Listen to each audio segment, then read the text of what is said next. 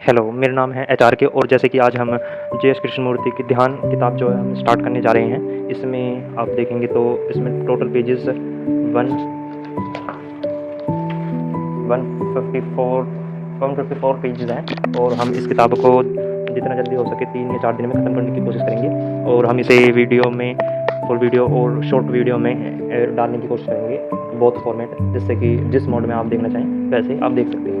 तो यह जे.एस. कृष्णमूर्ति की जो किताब है ध्यान, उनके विचारों को हम पढ़ेंगे इस किताब में और हम इसे स्टार्ट करते हैं यहाँ से। ध्यानपूर्ण मन शांत होता है, यह मौन विचार की कल्पना और समझ से परे है। यह मौन किसी निस्तब्ध संध्या की नीरवता भी नहीं है। विचार जब अपने सारे अनुभवों, शब्दों और प्रतिमाओं सहित पूर्णतः विदा हो जाता है, तभी इस मौन का जन्म होता है। यह ध्यानपूर्ण मन की धार्मिक मन है, धर्म जिस कोई मंदिर, गिरजाघर या भजन कीर्तन छू भी नहीं पाता। धार्मिक मन प्रेम का विस्फोट है।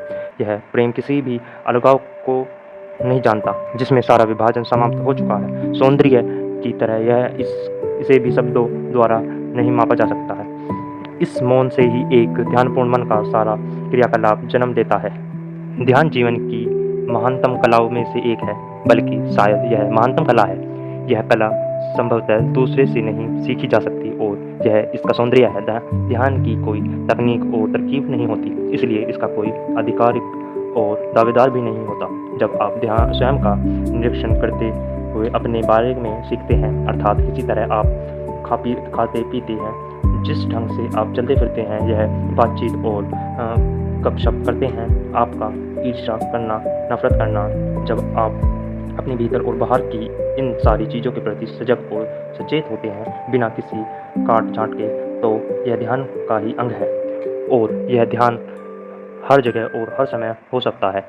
जब आप किसी बस में बैठे हों, या जब आप धूप और छाया में से परिपूर्ण किसी वन स्थली में टहल रहे हों, या जब आप पक्षियों के कलरव गान को सुन रहे हों, या जब आप अपनी पत्नी या अपने बच्चों के चेहरे को देख रहे हों। ध्यान का सहसा सर्वाधिक महत्वपूर्ण हो जाना कितना अद्भुत और विचित्र है।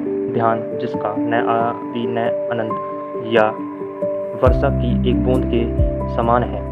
इसी बूंद में छिपी है सारी की सारी नदियाँ और जलधाराएं। इसी में समाया है बड़े से बड़ा समुद्र और जलप्रपात। जल की ये बूंद पृथ्वी को भी पोषण देती है और मानव को भी। इसके बिना तो यह धरती रेगिस्तान बन जाती। ध्यान के बिना हमारा हृदय भी ऊसर, बंजर और मरुस्थल हो जाता है।